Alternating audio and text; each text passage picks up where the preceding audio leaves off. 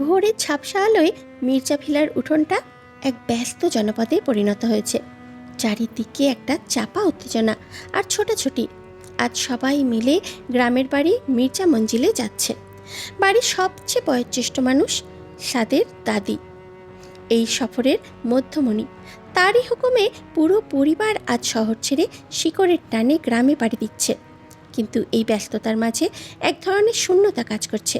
গতরাতেই সাতকে জানানো হয়েছিল দাদির সাথে গ্রামে যাওয়ার কথা, কিন্তু সাত তখন খুব সংক্ষিপ্ত এবং নিরুত্তাপ ভাষায় না বলে দিয়েছিল।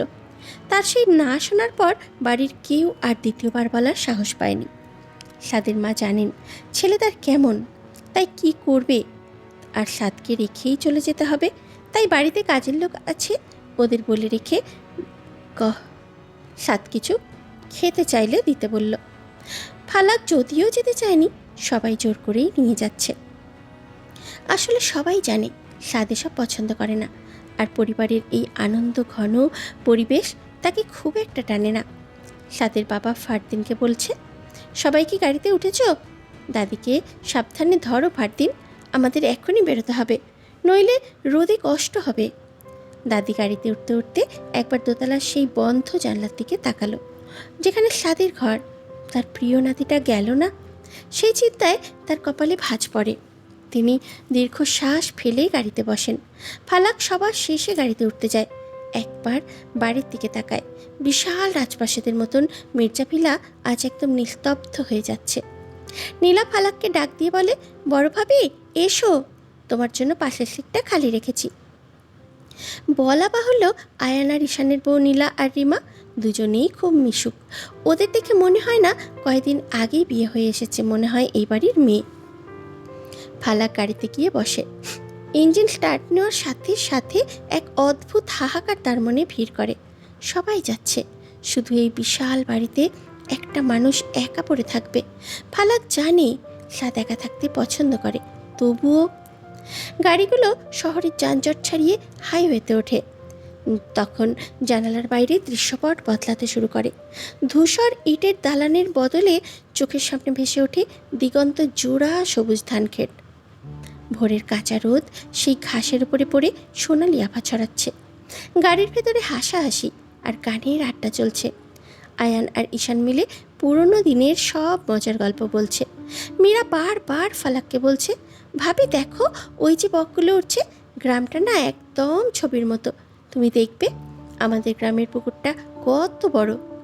ফালাক হাসছে, সবার সাথে তাল মিলিয়ে মিলিয়ে কথা বলছে, কিন্তু তার মনটা পড়ে আছে অন্য জায়গায়।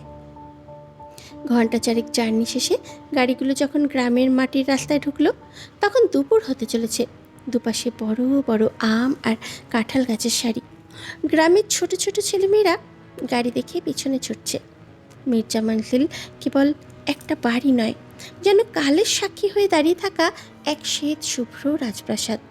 মাইলের পর মাইল সবুজ ধানের ক্ষেত পেরিয়ে যখন গাড়িগুলো গ্রামের মেঠো পথে ঢোকে, তখন দূর থেকেই চোখে পড়ে আকাশ ছোঁয়া সেই সব ধপধপে সাদা রঙের দালানটি। বিশাল বিশাল থাম আর খিলানওয়ালা এই বাড়িটি মির্জা বংশের আভিজাত্যের প্রতীক। বাড়ির গাছের নিবিড় অরণ্য, বাড়ির চারপাশ ঘিরে আছে আম, জাম, কাঁঠাল, লিচু আর গাছের অরণ্য। পাতায় পাতায় বাতাস লেগে যে ঝিরঝিরে শব্দ হয়, তা যেন কোনো এক প্রাচীন সুরের মূর্ছনা। বাড়ির ঠিক পাশেই টলটলে জলের এক বিশাল পুকুর, যার পার বাঁধানো শ্বেতপাথর দিয়ে। পুকুরের জলে আকাশের নীল আর চারপাশের সবুজের প্রতিচ্ছবি মিলেমিশে একাকার হয়ে আছে। মির্জা মঞ্জিলের গেটে পৌঁছাতেই দেখা গেল বিশাল এক আয়োজন। পাড়া প্রতিবেশী আর আত্মীয় স্বজনেরা বাড়িতে মুখরিত। গাড়ি থেকে নামতেই দাদিকে ঘিরে ধরল সবাই। ফালাক গাড়ি থেকে নেমে যখন মাটির সোঁদা গন্ধটা নাকে নিল, তার মনে হলো সে এক অন্য জগতে চলে এসেছে। এখানে কোনো কৃত্রিমতা নেই। সাদের দাদি লাঠিতে ভর দিয়ে খুব ধীরে ধীরে বাড়ির মূল ফটক দিয়ে ভেতরে ঢোকেন। তার চোখে জল, পুরনো ভিটে ফেরার আনন্দ। তিনি হুকুম দিচ্ছেন কাকে কোথায় মালপত্র রাখতে হবে। সাদের বাবা, তিনি তার ভাইদের সাথে বাইরের বৈঠকখানায় বসে গেছেন। গ্রামের মাতব্বর আর আত্মীয়দের সাথে কুশল বিনিময় করছেন। তার গাম্ভীর্য আজ কিছুটা শিথিল। গ্রামের মেঠো ঘ্রাণেও তিনি যেন কিশোর হয়ে উঠেছেন। মীরা ও রিমা এরা দুজন যেন ডানা মেলা পাখি। গাড়ি থেকে নেমেই তারা পুকুর পাড়ের দিকে দৌড় দিল। মীরা চিৎকার করে বলছে, রিমা ভাবি দেখো ওই শাপলাগুলো কত বড়। তাদের খিলখিল হাসি পুরো উঠোনে প্রতিধ্বনিত হচ্ছে। বাড়ির ভেতর ঢুকতেই ফালাকের নজরে এলো ড্রয়িং রুমের সেই বড় ছবিটা, সাদের দাদার আমলের ছবি। তার নিচেই একটা খালি সোফা পড়ে আছে। ফালাকের মনে হলো এই উৎসবে সবই আছে, শুধু সেই মানুষটা নেই যার উপস্থিতি পুরো বাড়িটাকে এক ধরনের গাম্ভীর্যে ভরিয়ে রাখত। সবার হইহুল্লোড়ের মাঝে ফালাক নিজের জন্য বরাদ্দ করা ঘরটির দিকে এগিয়ে যায়। দাদিই ঠিক করে দিয়েছেন ফালাকের নিচের তলার পশ্চিম পাশের বড় ঘরটাতে থাকবে। ঘরটা বেশ বড়, মেঝেটা লাল রঙের মোজাইক করা, যা এখনকার সময়ে বিরল। ঘরে ঢুকতেই ফালাক অনুভব করে এক শীতল পরশ। দেয়ালগুলো অনেক পুরু, তাই বাইরের গরম ভেতরে অত অনুভব হয় না। ঘরে একটা বিশাল সেগুন কাঠের পালঙ্ক, যার উপরে ধপধপে সাদা চাদর বিছানো। এক কোণে একটা পুরনো আমলের ড্রেসিং টেবিল আর কাঠের বড় আলমারি। কিন্তু ফালাকের মন কাড়ল ঘরের বিশাল জানালাটা। পায়ে পায়ে জানালার কাছে এগিয়ে যায়। আশ্চর্যের বিষয় হলো এই জানালায় কোনো লোহার গ্রিল নেই, আগেকার দিনের বড় বড় কাঠের পাল্লা। ফালাক যখনই জানলার পাল্লা দুটো দুদিক দিয়ে মেলে ধরে, সাথে সাথে যেন এক জাদু বয়ে গেল ঘর জুড়ে। জানালার পাল্লা খুলতেই হুড়মুড় করে ঘরে ঢুকে পড়ল একদম সতেজ ফুলের ঘ্রাণ মাখা ঠান্ডা বাতাস। শহরের ধোঁয়া আর ধুলোবাড়ির লেশ মাত্র নেই এখানে। জানালার ঠিক নিচেই বাগান, যেখানে আছে হাসনাবাদের মিষ্টি গন্ধ ভেসে আসছে। জানালা দিয়ে তাকালে সরাসরি চোখে পড়ে পুকুর পাড়ের উপর। পুকুরের শান্ত জল মৃদু বাতাসে ছোট ছোট ঢেউ তুলছে। ওপারে বিশাল এক বট গাছ, তার ডালপালা মেলে দিয়ে যেন পুকুরটাকে পাহারা দিচ্ছে। জানালার কোনো গ্রিল না থাকায় মনে হচ্ছে ফালাক যেন সরাসরি প্রকৃতির ভেতরেই দাঁড়িয়ে আছে। হাত বাড়ালেই যেন বাইরের গাছের পাতাগুলো ছুঁতে পারবে। ফালাক জানালার কার্নিশে হাত রেখে চোখ বুজে দীর্ঘ একটা নিঃশ্বাস নেয়। কতদিন পর অস্বস্তিতে নিঃশ্বাস নিতে পারছে। জানালার পাল্লায় হেলান দিয়ে দাঁড়িয়ে থাকে।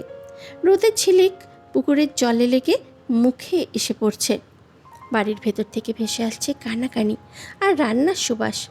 দুপুরের খাওয়ার আয়োজনটা ছিল দেখার মতো। বিশাল লম্বা উঠোনে চাদর বিছিয়ে ষাঁড় বেঁধে সবাই খাচ্ছে।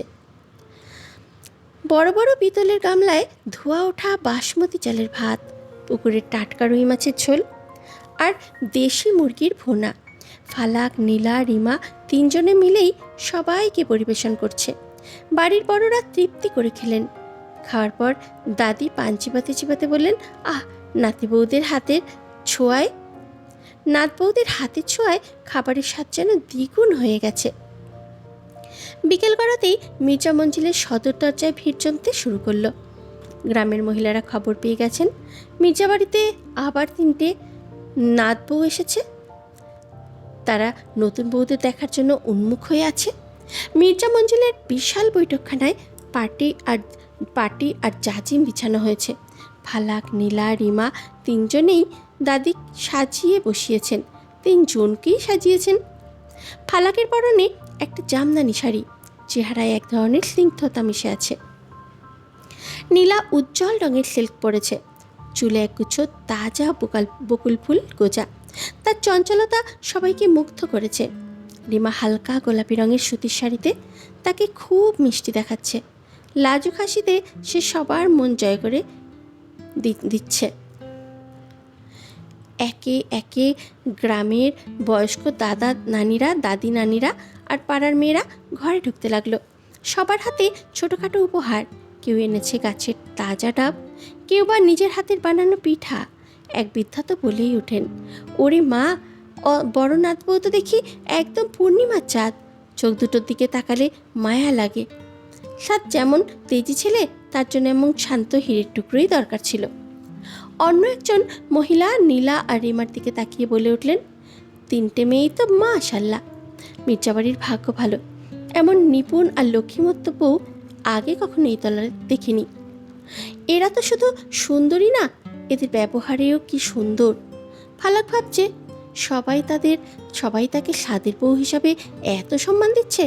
সাদ কি কখনো তাকে সেই সম্মানটা দেবে মন থেকে? সাদ গাড়ি নিয়ে মির্জা ভিলার গেটে ঢুকলো।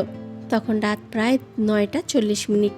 বরাবরই অভ্যাসবশত গাড়ি পার্ক করে সোজা দোতলায় নিজের ঘরে দিকে পা বাড়ালো। সিঁড়ি দিয়ে ওঠার সময় বাড়িটা আজ বড্ড বেশি নিস্তব্ধ ঠেকলো সাদের কাছে। ভুতুরে এক নীরবতা যেন চার দেয়াল থেকে চুইয়ে পড়ছে। কিন্তু সেদিকে কোনো ভ্রুক্ষেপই নেই। নিজের ঘরের দরজা ঠেলে ভেতরে ঢুকলো। ঘরটা অন্ধকার, কেউ ল্যাম্পটা পর্যন্ত জ্বালিয়ে রাখেনি। সাদ একটা দীর্ঘ শ্বাস ফেলে সুইচ বোর্ডের দিকে হাত বাড়ালো। আলো জ্বলতেই তার চোখে পড়ল খালি ঘরটা। তোয়ালে নিয়ে ওয়াশরুমে ঢুকলো। শাওয়ারের নিচে দাঁড়িয়ে ঠান্ডা জল মাথায় নিতেই সারা দিনের ক্লান্তি কিছুটা প্রশমিত হলো। মিনিট 20 পর চুল মুছতে মুছতে ঘর থেকে বের হয়েই অভ্যাসবশত দরজার দিকে তাকালো। প্রতিদিন এই সময়টায় ফালাক দরজার কাছে একটা কাচের গ্লাসে হলুদ শরবত নিয়ে দাঁড়িয়ে থাকে। সাদের ফেরার শব্দ শুনলেই মেয়েটা ঠিক হাজির হয়ে যায়। কোনোদিন সাদ তৃষ্ণার্ত হয়ে এক নিঃশ্বাসে শরবতটা খেয়ে নেয়, কোনোদিন মেজাজ তুঙ্গে থাকলে গ্লাসটা হাত দিয়ে ঝাড় মেরে ফেলে দেয়। কাঁচ ভাঙার শব্দে ফালাকের বুক কেঁপে ওঠে, কিন্তু পরদিনও সে ঠিক একইভাবেই দাঁড়িয়ে থাকে। আজ দরজার কাছে কেউ নেই। নীল রঙের পর্দাটা বাতাসে সামান্য উড়ছে শুধু। সাদের মনে হলো ঘরের আবহাওয়াটা ভীষণ ভারী। ড্রেসিং টেবিলের সামনে দাঁড়িয়ে নিজেকে আয়নায় দেখল। হঠাৎ তার মনে হলো কেউ যেন পিছন থেকে শরবতের গ্লাসটা এগিয়ে দিচ্ছে। দ্রুত পিছনে ফিরল, কিন্তু না, ঘরটা একদম জনশূন্য। সাদ ঘর থেকে বের হয়ে বারান্দায় এলো। নিচতলার দিকে তাকিয়ে সে থমকে গেল। পুরো বাড়িতে একটা লাইটও জ্বলছে না, শুধু সিকিউরিটি গার্ডের টর্চের আলো একবার উঠোনে ঝলক দিয়ে গেল। হঠাৎ মস্তিষ্কের কোণে বিদ্যুৎ চমকের মতো মনে পড়ল, আজ তো বাড়িতে কেউ নেই, সবাই গ্রামের বাড়ি চলে গেছে। পরক্ষণেই তার মনের আয়নায় ভেসে উঠল ফালাকের মুখটা। ওই মেয়েটাও তো গেছে। সাদ আবার নিজের ঘরে ফিরে এলো। বিছানায় গা এলিয়ে দিল ঠিকই, কিন্তু তার ঘুম আর চোখের ধারে কাছেও নেই। অদ্ভুত এক অস্থিরতা তাকে কামড় দিচ্ছে। বিছানা ছেড়ে জানালার কাছে গিয়ে দাঁড়ালো। ফালাক এই ঘরে থাকলে এক ধরনের সুবাস পাওয়া যায়। আজ এই ঘরটায় শুধু এসি যন্ত্রের ঠান্ডা বাতাস। সাদের মনে এক বিচিত্র অনুভূতি খেলা করছে। সে তো বরাবরই একাকিত্ব চেয়েছিল ফালাক যেন তার চোখের সামনে না থাকে, তাকে বিরক্ত না করে। আজ ফালাক নেই, অথচ সাদের মনে হচ্ছে ঘরের প্রতিটি কোণ যেন তাকে বিদ্রুপ করছে। চাচিরা তারা রান্নাঘরে বটি আর মাটির উনুন নিয়ে বসে গেছেন। চালের রুটি আর হাঁসের মাংসের ভুনা রান্না হচ্ছে সকালের নাস্তার জন্য। নীলা এক হাতে চা নাড়ছে। আচ্ছা নীলা, ফালাক কই? ও তো এখনো নাস্তার টেবিলে এলো না।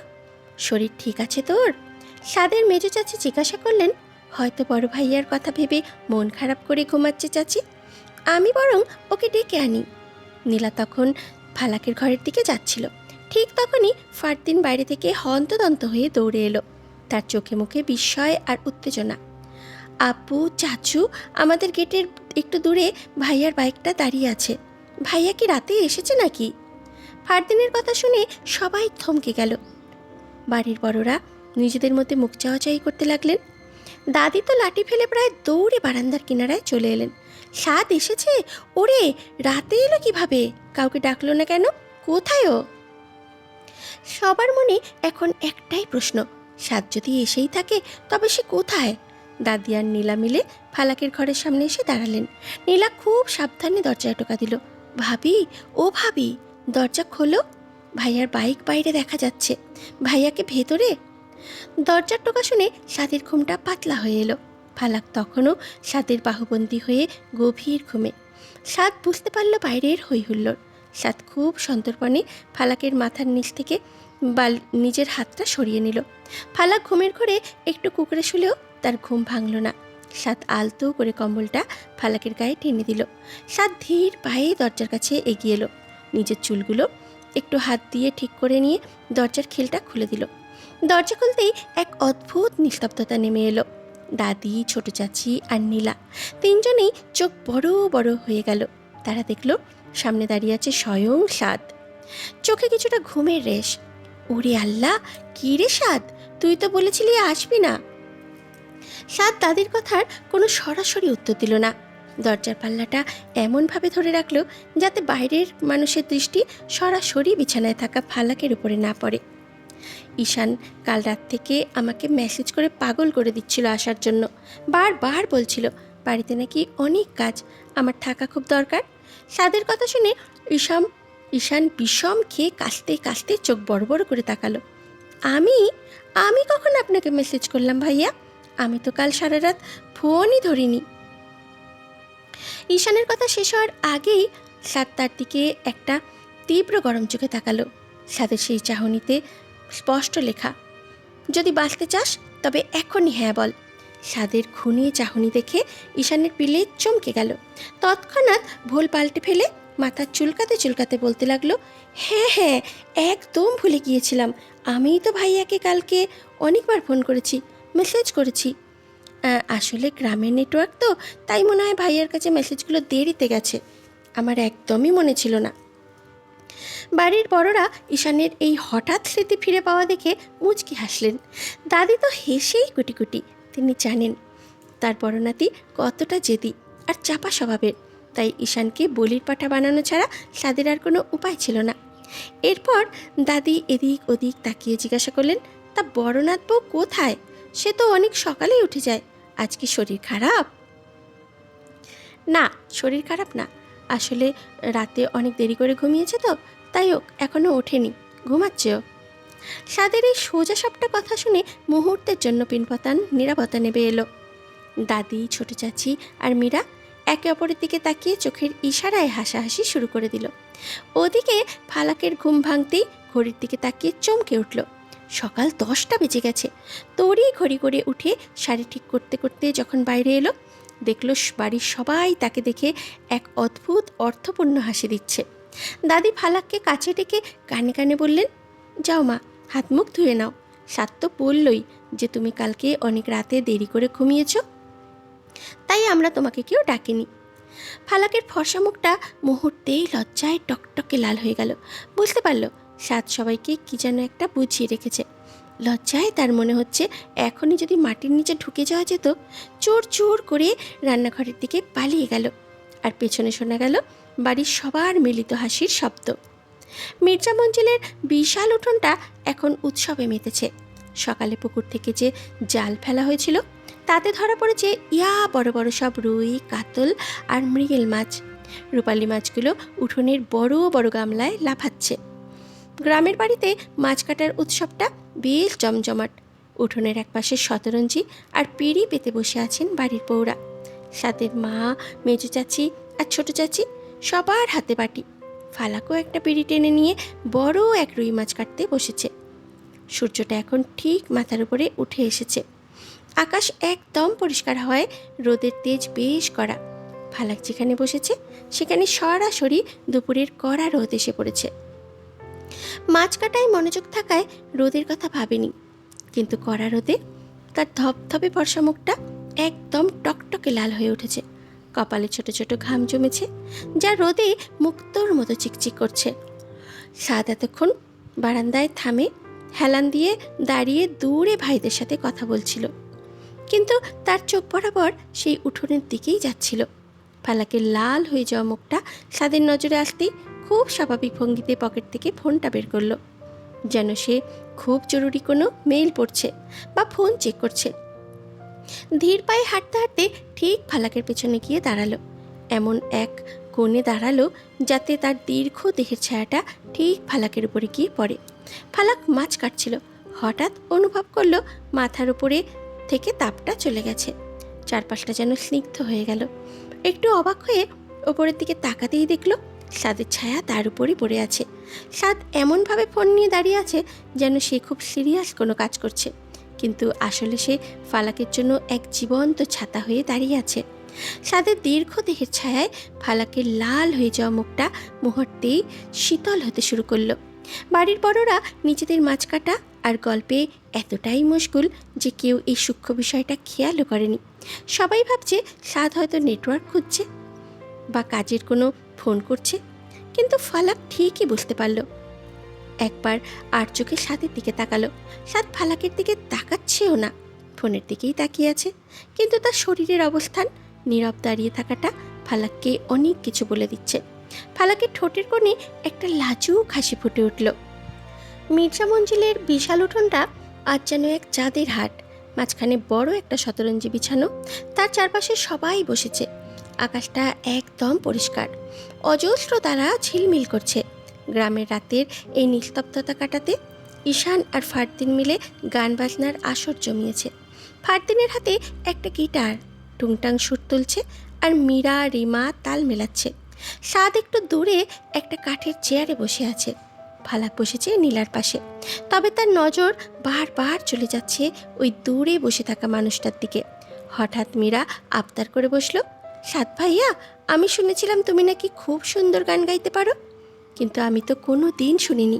আজ এই সুন্দর রাতে একটা গান না গাইলে আমরা কেউ এখান থেকে উঠবো না, প্লিজ ভাইয়া। মীরার কথায় সবাই একযোগে সায় দিল। ঈশান্ত গিটারটা বাড়িয়ে দিয়ে বলল, ভাইয়া, আজ আর না করবে না। গ্রামের এই আকাশ, এই বাতাস সবই তো একটা গানের দাবি রাখে। সাদ প্রথমে একটু ইতস্তত করল, আর চোখে ফালাকের দিকে তাকালো। দেখল ফালাক খুব কৌতূহল নিয়ে তার দিকে তাকিয়ে আছে, যেন সেও উন্মুখ হয়ে আছে। সাদ চেয়ার ছেড়ে উঠে এসে গিটারটা নিল। গিটারের তারে আঙুল ছোঁয়াতেই একটা মায়াবী সুর বেজে উঠল, যা মুহূর্তেই পুরো উঠোনকে নিস্তব্ধ করে দিল। সাদ গান শুরু করার আগে এক মুহূর্তের জন্য চোখ বুঝল, ভাবছিল অতীত। সাদ শুরু করল, চাঁদ চপা বাদল মে শর্মা के जाने जाना से में से लग जा तो बल खा के तेरा जाना गुमसुम सा है गुपचुप सा है मदहोश है खामोश है ये समा हाय समा कुछ और है हो चाँद छुपा बादल में शर्मा के तेरा जाना। সাদের গলাটা, আওয়াজটা খুব গভীর আর ভরাট। ফালাক মন্ত্রমুগ্ধের মতো শুনছে, বিশ্বাসই করতে পারছে না যে মানুষের গলায় এত মায়া লুকিয়ে আছে। গানের সুরে সুরে সাদ ভাবছিল কিভাবে এই একটা মেয়ে তার সাজানো গুছানো নিরস জীবনটাকে ওলটপালট করে দিল। উঠোন পুরো তখন নিস্তব্ধ, সবাই মুগ্ধ হয়ে তাকিয়ে আছে সাদের দিকে। গান শেষ হওয়ার পর অনেকক্ষণ কেউ কোনো কথা বলল না। রাতের বাতাসে শুধু সাদের গানের রেশটুকু ভেসে বেড়াতে লাগলো। মির্জা মঞ্জিলের সবাই যে যার ঘরে ঘুমানোর প্রস্তুতি নিচ্ছে। সাদ নিজের ঘরে বিছানায় বসে আছে। ঠিক এই মুহূর্তেই হুট করে চারপাশটা ঘুটঘুটে অন্ধকারে ডুবে যায়। লোডশেডিং। সাদ বিরক্তিতে কপালে হাত দেয়। শহরের এসির অভ্যাসে এই গুমোট অন্ধকার যেন দমবন্ধ করা এক অনুভূতি। ফাঁক, এই গ্রাম্য ঝামেলা আর সহ্য হয় না। উফ, অসহ্য। অন্ধকারে হাতড়েই ফোনটা খোঁজার চেষ্টা করে, কিন্তু কোথাও পাচ্ছে না। পুরো বাড়ি এক ভুতুরে নীরবতায় ছেয়ে গেছে। বাইরের ঝিঝি পোকার ডাক যেন নীরবতাকে আরও বাড়িয়ে দিচ্ছে। ফালাক এখনও রুমে আসেনি, সম্ভবত রান্নাঘরে বড়দের সাহায্য করছে। সাদ একা এই অন্ধকারে বসে নিজের রাগকে সামলানোর চেষ্টা করছে। হঠাৎ গা চমচমে নীরবতা ভেঙে একজোড়া নুপুরের রিনিঝিনি শব্দ কানে আসে সাদের। একদম হালকা মিষ্টি একটা আওয়াজ। শব্দটা যেন অলিন্দ থেকে ধীর পায়ে এই রুমের দিকেই আসছে। অন্ধকার বারান্দায় শব্দের প্রতিধ্বনি সাদের বিরক্তি ছাপিয়ে এক অদ্ভুত কৌতূহল তৈরি করে। ঠিক তখনই দরজার কাছে এক চিলতে হলুদ আলো দেখা যায়। সাদের বড় বড় চোখের সামনে ধরা দেয় এক অপার্থিব দৃশ্য। ফালাক আসছে, তার এক হাতে ধরা একটা পুরনো আমলের পিতলের লণ্ঠন। মির্জাবাড়িতে এরকম অনেক পুরনো শৌখিন জিনিস আছে। ফালাক আজ অন্ধকার দেখে সেটাই খুঁজে বের করেছে। লণ্ঠনের ভেতরের আগুনের শিখাটা কাচের ঘেরা টোপে কাঁপছে, আর সেই মায়াবী আলো নীল থেকে আছড়ে পড়ছে ফালাকের মুখে। সাত স্তম্ভিত হয়ে থাকে তাকিয়ে। এই প্রথম ফালাকের চেহারার প্রতিটি খুঁটি নাটি এত নিবিড়ভাবে দেখছে। লণ্ঠনের ওই কাঁপতে থাকা আলো ছায়ার খেলায় ফালাককে কোনো মানবী নয়, বরং কোনো প্রাচীন কাব্যের নায়িকা মনে হচ্ছে। ফালাকের বুকটা যেন কোনো নিপুণ শিল্পীর আঁকা শ্রেষ্ঠ ক্যানভাস। বড় বড় চোখ, মায়াবী বড় বড় চোখ দুটো লণ্ঠনের আলোয় হীরার মতো জ্বলজ্বল করছে। চোখের মণিতে আগুনের শিখার প্রতিফলন দেখা যাচ্ছে। তীক্ষ্ণ নাক আর রক্তিম ঠোঁট আগুনের হলদেটে আভায় তার গায়ের রংটা যেন কাঁচা সোনার মতো দেখাচ্ছে। ফালাক খুব সাবধানে পা ফেলে ঘরের ভেতরে ঢোকে। ফালাক যখন সাদকে দেখার জন্য লণ্ঠনটা একটু উঁচু করে ধরে, তখন সাদের সাথে তার চোখাচোখি হয়। সাদের পলক পড়ছে না, সে যেন এক জাদুকরি ঘুরে আটকে আলছে। তার বিরক্তি, তার রাগ সবই ওই লণ্ঠনের আলোর কাছে তুচ্ছ হয়ে গেছে। ফালাক একটু লজ্জা পেয়ে মাথা নিচু করে ফেলে, কিন্তু সাদ এখনও সেই নিপুণ সুন্দর মুখটার দিক থেকে চোখ সরাতে পারছে না। লণ্ঠনের হলুদ আলোয় ফালাক স্থির হয়ে দাঁড়িয়ে আছে। তখন সাদের ভেতরে এক আদিম আর দুর্নিবার তৃষ্ণা জেগে ওঠে। সাদ আর নিজেকে সামলাতে পারে না। সাদ আচমকা ফালাককে নিজের দিকে টেনে নেয়। ফালাক কিছু বুঝে ওঠার আগেই সাদ তার কোমরে মুখ ডুবিয়ে দেয়। সাদের তপ্ত নিঃশ্বাসের ছোঁয়ায় ফালাক শিউরে ওঠে। এক অদ্ভুত শিহরণে নিজের ঠোঁট কামড়ে ধরে। ফালাকের হাত কাঁপতে শুরু করে। হাতে থাকা লণ্ঠনটা প্রায় পড়েই যাচ্ছিল। ঠিক সেই মুহূর্তে ক্ষিপ্র সাদ হাতে লণ্ঠনটা ধরে ফেলে, পাশের টেবিলে সরিয়ে রাখে। সাদ এক মুহূর্ত দেরি না করে দরজার কাছে যায়। দরজাটা শক্ত করে বন্ধ করে দেয়। খিল লাগানো শব্দটা এই নিঃশব্দ ঘরে এক চূড়ান্ত পরিণতির সংকেত দেয়। ঘর জুড়ে এখন লণ্ঠনের মায়াবী আলো আর দুজনের দ্রুত বয়ে চলা নিঃশ্বাসের শব্দ। সাদ আবার ফিরে আসে ফালাকের কাছে, এবার আরও বেশি বেপরোয়া। ফালাকের খুব কাছে এসে দাঁড়ায়। সাদের দীর্ঘ দেহের ছায়া এখন ফালাকের ওপর। সাদ কোনো কথা বলছে না, কিন্তু তার নীরবতা আজ হাজারো শব্দের চেয়েও বেশি মুখর। সাদ খুব সন্তর্পণে হাত বাড়িয়ে ফালাকের নিপুণ সুন্দর মুখটা হাতের মুঠোয় নেয়।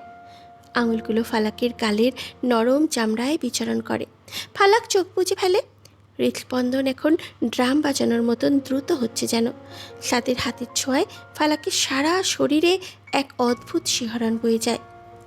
সাদ ফালাককে আলতো করে তুলে নিয়ে বিছানার নরম আশ্রয়ে শুয়ে দেয়। সাদ খুব ধীর লয়ে ফালাকের পরিহিত শাড়িটা শরীর থেকে আলগা করে দেয়। শাড়ির ভাঁজগুলো একে একে মেঝেতে লুটিয়ে পড়ে। ফালাক তখন লজ্জায় আর আবেশে থরথর করে কাঁপছে। সাদ নিজের শরীরের উপর থেকে শার্টটা খুলে ছুঁড়ে ফেলে দেয়। তার সুগঠিত পেশিবহুল শরীরটা লণ্ঠনের আলোয় ব্রোঞ্জের মূর্তির মতো চকচক করছে। ফালাকের দিকে এগোয়ে অতি সন্তর্পণে ফালাকের ব্লাউজের হুকগুলো খুলে ফেলে। এই সময় ফালাকের শরীর থেকে শেষ আবরণটুকুও খসে পড়ে। লণ্ঠনের কাঁপা কাঁপা আলোয় ফালাকের উন্মুক্ত শরীরের ভাঁজগুলো সাদের চোখে এক অপার্থিব সৌন্দর্যের আধার হয়ে ধরা দেয়। সাদ এবার ফালাকের চোখের পাতায়, কপালে আর চিবুকে খুব আলতো করে ঠোঁট ছোঁয়ায়। প্রতিটি ছোঁয়ায় যেন বসন্তের প্রথম বৃষ্টির মতন প্রশান্তি মিশে আছে। সাদ আর ফালাক একে অপরের মাঝে বিলীন হয়ে যাচ্ছে। দীর্ঘদিনের জমাট বাঁধা দূরত্ব যেন নিমেষেই শেষ। লণ্ঠনের মিটিমিটি আলোয় ঘরটা এখন এক উষ্ণ মায়াজালে ঘেরা। সাদের সুঠাম দেহের বলিষ্ঠতায় ফালাক যেন এক লতার মতো জড়িয়ে আছে। বিছানার চাদরে ফালাকের ছড়িয়ে থাকা চুলগুলো যেন এক অন্ধকার সমুদ্রের মতো দেখাচ্ছে, আর লণ্ঠনের আলো সেই সমুদ্রে সোনার রেখা এঁকে দিচ্ছে। সাদের নিঃশ্বাস ফালাকের গলার ভাঁজে আছড়ে পড়ছে। ফালাক আবেশে চোখ বুজে সাদের শক্ত কাঁধ দুটো খামচে ধরে। সাদ ফালাকের কানের লতিতে দাঁত দিয়ে মৃদু কামড় বসাতেই ফালাকের মুখ দিয়ে এক অস্ফুট আর্তনাদ বেরিয়ে আসে। সাদের প্রতিটি ছোঁয়া এখন আরও গভীর, আরও তৃষ্ণার্ত। ফালাকের উন্মুক্ত পিঠে নিজের আঙুল দিয়ে এক অদৃশ্য নকশা আঁটে। আর ফালাক শিহরণে ধনুকের মতো বেঁকে ওঠে। সাদ ফালাকের চিবুক ধরে মুখটা একটু উঁচু করে, কাঁপতে থাকা ঠোঁটে নিজের ঠোঁট ডুবিয়ে দেয় এক দীর্ঘ গভীর চুম্বন। লণ্ঠনের শিখাটা তেলের অভাবে কাঁপছে। স্তিমিত আলোতে সাদ ফালাকের প্রতিটা রেখা, প্রতিটা ভাঁজ নিজের করে নিতে চায়। ফালাকের শরীরের ঘ্রাণ আর সাদের গায়ের সেই তীব্র পুরুষালী সুবাস মিশে গিয়ে এক মাতাল করা পরিবেশ তৈরি করেছে। সাদ ফালাকের পেটের উপরে নিজের মুখ নামিয়ে আনে।